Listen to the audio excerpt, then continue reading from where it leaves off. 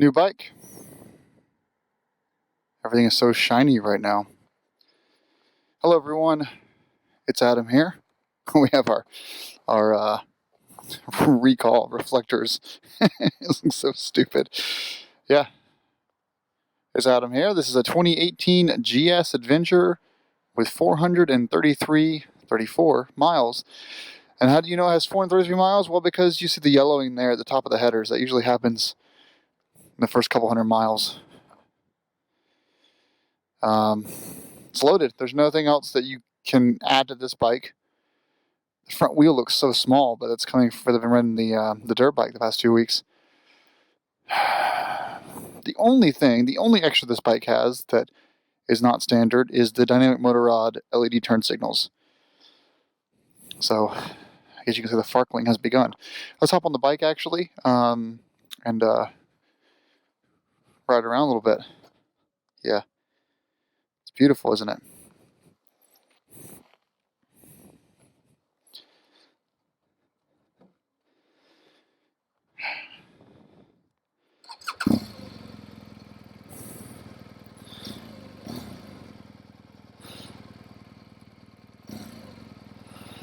A little bit more. So the big thing about the 2019 or 2018 or the 2017 is that I have turn signals on both sides now. You'll also notice that the 6,000 RPM red line or 5,900 because the motor's not warmed up yet. And you've also now got this thing here. It says TFT or nav. So if I hold this down, maybe does it change? Yeah, it changes over to nav. So now I can do the Wonder Wheel. If I hold this down, then I go to the TFT, and then I can do this stuff. All right. Well, let's get out of here. Oh man, I'm gonna need to get risers on this thing. Yeah, definitely need to get risers.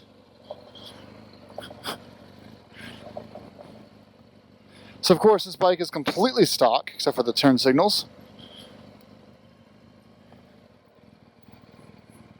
Is he doing a U-turn? I don't know what he's doing.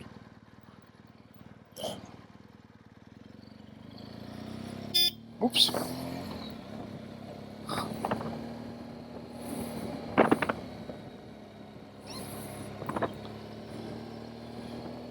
Yeah, actually I've been using the beta so much that I've forgot where some of the controls are. Let's get this closed up though.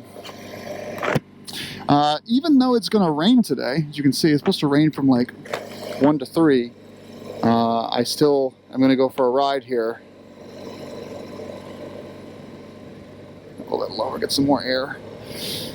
Still recording? Yep. Also, by the way, guys, if you haven't noticed, everything's look much smoother now because we are using the GoPro Hero 7 with Hyper Smooth, and it is it's supposed to be gimbal-like. So we're going to see if it looks terrible or not. If you happen to have an old action camera, oh, looks like our limit's increased to 7,000 now. Oh, it's like slowly moving up. Like it's like moving up the range that way. That's interesting. Yeah, it's moving slowly as the engine gets warmer. If you have an old action camera, like a TomTom Bandit or one of those crappy Amazon models, Chinese sold cameras, GoPro's give you $100 off the Hero 7 right now. So I'll put a link below to the Hero 7 because I only link to it below if the video comes out fine. I don't want to link you guys to stuff that's shit. The Inaki 3s, I forgot how much they like dive. I want to dive. It's nice. Going back to street tires.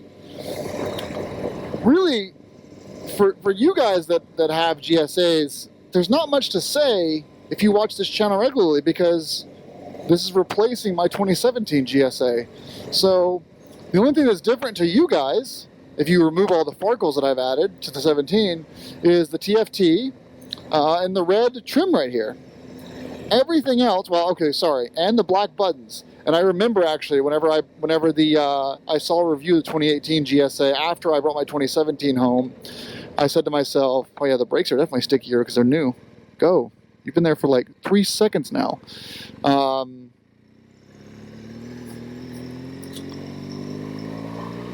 basically, the only thing I really missed, I went 9,000 RPM for the red line, was the black buttons. I was like, oh man, I could use some black buttons.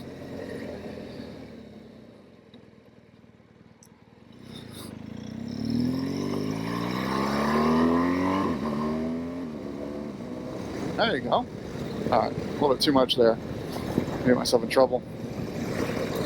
So we're just heading to the office. That's all. The Max BMW dropped this off. We should talk about this for a second. It's that time of year where, well, in August of 2018, a few months ago, BMW stopped building 2018 GSAs and told everyone you can't order anymore. 2019s are coming. So 2019s have been announced. They'll start hitting the showrooms in January, so it gives dealers 3 or 4 months to clear out their old stock. The incentives keep getting better and better. Last month it was $1,500 off. This month is $2,000 off. If I were you, wait till December and grab one. It probably has free nav and free boxes and $2,000 off. That's in your best interest, I think. So I got this bike out the door, so there's no sale tax in New Hampshire, for $20,399, I think. Because I get an additional $500 off as an employee of TomTom, because I'll do a separate video on this. The connected navigation built into the TFT with the 2018 model year bikes is from TomTom. We power the back end of that via the iPhone app. So we've worked with BMW for the last 10 years as a company on cars and bikes. So for us, that $500 off has been around for a really, really long time. It extends to the cars and the Mini brand of cars. So out the door was $20,400, something like that, for a loaded GSA, meaning all the features you can possibly get, except for security, the keyless. But keyless is a retrofit, so if you want to, you can add it yourself. Yeah, KTM dude, what's up? You got keyless yourself. Sorry, not keyless. Alarm yourself if you wanted to, but we'll take this road over to the office. The Shift Assist Pro actually feels on the downshift a little bit smoother, but let's take a step back though. As most of you may or may not know, Shift Assist is very temperamental with the kind of oil you're using. If you overfill the oil, underfill it, you change brands. People that say they change their oil on Shift Assist stopped working, or not stopped working but changed, that's because it's when you do stuff with your oil, you're come on. It's that time of year. Shift Assist is very oil dependent on how it reacts, assuming you're doing it correctly. The 2017 versus 2018 differences, that's probably important to go over. So 2018 gained a few things, and now these are things if you're in Europe, you probably already had on your 2017, but that's just how it works with the USA, rest of world kind of deal with German manufacturers. 2018 gained, again, it's based on the config you get, but in the US, all the dealers stock premium bikes. They don't stock base bikes. So pretty much every GS you find in the US is a premium bike. Just again, how it is here. You have a special order when it's a base model. So the 2018 gained hill assist control, meaning if you hold the brake and you squeeze it again for 5 seconds on a hill that's plus or minus 5% grade, it will not move when you let off the brake for 5 seconds, allowing you time to engage the clutch and get started. And 2018 and some of the 2017.5 R1200GSs, which means I think July 2017 or later build date, or 2018 GSA, gained auto leveling suspension. So no more when you click this button, it says auto here. You don't have to cycle through the 1-up mode, the 1-up plus luggage, or the 2-up. When you add a friend to the back of your bike, it will sample the sag, and it will increase the preload in order to account for that. Now, one thing about that there's a problem, is that a lot of shock experts that work with auto preload or preload that's based on motors will tell you that when you're setting preload, do it while you're off the bike. Let the motor do its own thing without any laden weight, because it's less wear on the motor itself that's moving all that oil into the thing and adjusting the preload motor out. That motor can fail. Well, with the auto leveling system, you're kind of at the mercy of, it's been rained already here, you're kind of at the mercy of the motor while you're on it. So that's just one thing to keep in mind is, there's a possibility of premature failure if you have the auto leveling suspension, but BMW gives a 3-year warranty for that, I guess. Also with 2018, you're getting the black buttons. And the biggest feature, most of all, is going to be the TFT / connected system. You do not have the emergency SOS like the Europe does, but you do have the TFT system, which sits a little bit further back than the gauges did on the 2017 I had. You can get a 2017 with or 2018 with the old gauges if you want to. It rained here, by the way, so we're gonna take this thing off road in the Inaki 3s. You can get the 2017 with the gauges if you'd like to. I think the non-premiums have it. The 2019 connected / TFT is standardized across the entire GS line. No matter if you get a standard, a comfort, a touring, or a premium model trim, I mean. That's really it for 2018. Oh, well, they also added the Rally Blue color scheme to 2018, and they also got rid of matte red and changed it to racing red, which is what I have here. So it's a gloss red as opposed to a matte red, and I actually prefer the matte colors, but as of 2018, all the GSAs are glossy. That's black, blue, or red. Those are your 3 color choices in the US. And, and finally, the fog lights were redesigned for 2018. BMW has never published the wattage, amperage, or lumens values for their fog lamps. And all they did was they changed they look different on the front, and they look different on the sides too. It's definitely a different looking fog light than 2017. But looking at pictures and videos, I don't think they actually are any different. We're going to get some rain here in a second, guys. I should probably get back to the office. And that's it for changes to the 2018 model. So really the biggest thing people are going to notice is the TFT display. And secondary will be the auto leveling suspension, and both are premium model features. So why did I upgrade? If you're new to the channel, I guess. I upgraded because I crashed my 2017. And I'll do a separate video on that insurance process and how it went for me, but basically, I appreciate him waiting for me.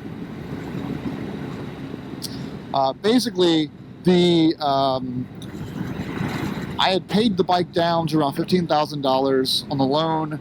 I did a 60-month loan, but I usually, the first couple of years of owning a car or a bike, I pay aggressively those first couple of years to stay in front of depreciation. And then instead of paying the $499 or $399 for gap insurance, I just do a really aggressive payment schedule to stay ahead of depreciation. Then I kind of level it out. So I had very aggressively paid down that bike from $21,500, the Trail Black model. It was also a demo, to $15,000. And my insurance company assessed the value at $19,500. So that's where we are as far as the financial stuff goes. I didn't put any money down on this. I walked right in and I asked for their deals. They were offering $1,500 off, plus 3.9% financing, and with BMW Financial, which my credit union was 4.2. And BMW Financial's posted rates are 4.8. Interest rates have gone up a lot. I financed my bike last year at 1.9% interest. So huge difference in the interest rates year over year. So anyway, got the bike with 0 down. I actually elected to take the deferred payment schedule, so there's no payments of this till January because I'm still dealing with insurance with the old bike. They haven't paid me yet for that old bike. And so I wanted to kind of give myself a little bit of breathing room there. Do your own numbers. I'm not a financial planner. And then Max BMW does free pickup and delivery within 100 miles of their shop. So because it was a demo bike, I asked them if they could throw in, and these brakes are strong. Ooh, almost saw it. I've been riding, I've done like 400, 500 miles on the Beta dirt bike, which is a recluse clutch. So my clutch from start has been underserved for the last week. Anyway, so Max BMW is free pickup and delivery for both repairs and for new bike purchases. So they actually are the ones that picked up my 2017 GSA that was broken, despite the fact that I rode it home from the crash site.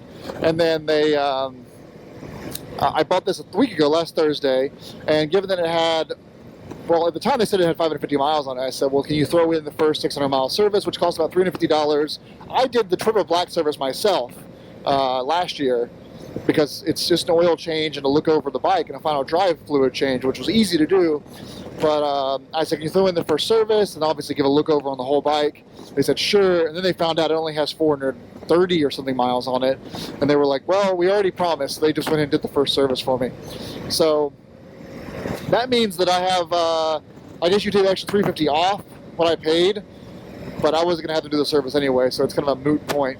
Either way, 1 week later was when the truck was coming up here, so he dropped it off at around 11 a.m., gave my girlfriend the keys, and here we are on a brand new bike. No payments until January. I'm not even going to register it until April, because in 2 to 3 weeks, our riding season is over. We're still recording? We are, wow.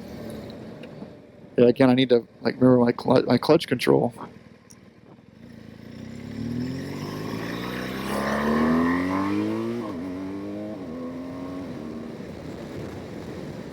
Yeah, she's fun. Really, the power level is the same as my old bike. I test drove an R1200GS 2018 before, and I was supposed to test ride these both side by side. I didn't do that because I know how to GSA rides, and it was faster. The R1200GS base is quicker because you have about, I think, 30 or 50 pounds less weight. But I personally love the heft of the GSA. I look down and I feel like I'm in command of a tank. The GS standard is more nimble. It's going to have the weight even lower than the GSA, especially with an empty tank, especially versus a full tank GSA. But the GSA carries a much higher resale value and it depreciates slower than a GS. They still both depreciate, they're motorcycles, but the GSA depreciates much lower. You're also getting more ground clearance with the GSA, plus a larger fuel tank. And if you're not the kind of person that modifies things, it's fantastic because you get a bike with a skid plate, with crash bars, with the LED fog lamps, with the aluminum racks back there. You get a much higher payload capacity given the extra spring rate. So the GSA, for the increase in money, is a much better deal. But me personally, the windscreen's going away, the lights, the handguards, the crash bars, the skid plate, the racks, the seats, everything's getting yanked off this bike, and I'm starting fresh. So for someone like me, really a 1200GS is the right way. And also I'm replacing the shocks. So 1200GS is a better investment for me because save that $2,000 and put it into modifications for your GS. But the only thing I want to lose out on would be the fuel tank range. Really, at the end of the day, the fuel tank is what I'm losing out on by sticking with the GS. So personal decision again, but if you do plan on, the heated grips on, if you do plan on taking everything off the GSA anyway, just go with the GS. So assuming you don't need the fuel range. All right, well, I've rambled enough here. This is my new bike. This has been the GoPro Hero 7's first video with Hypersmooth turned on. I like it. I do. It feels significantly different than my old GSA because it has, it's missing the progressive steering damper, it's missing the shocks that I had on it, it's missing the foot pegs, it's missing the grip puppies. I've got more wind coming off because the handguards are just pieces of plastic. This is definitely, it's amazing to me how much my GSA rode from a stock GSA with how much I did to it, and it does make me want to at least throw a little bit of that stuff back on this bike. Not all of it, but some of it will go back on this bike for my old GSAs. Not the same stuff, but the same level of stuff. I've got to put in a massive Alt-Rider and Touratech order tonight on a whole bunch of replacement stuff. Let's get one last pull here and then we'll be out of there.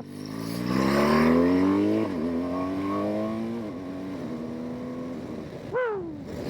All right, guys. Thanks for watching. This has been Adam here signing off. I hope the audio came through. I love the new bike. 445 miles in the odometer. For saving $3,000 off the sticker price, it's okay giving it 445 miles. So thanks for watching, guys. Rock on. I appreciate you watching, and it's going to be a great winter. Take care. Of course, the day I take delivery of my new motorcycle. It rains on me. Well, welcome to the new GS, Adam. Welcome.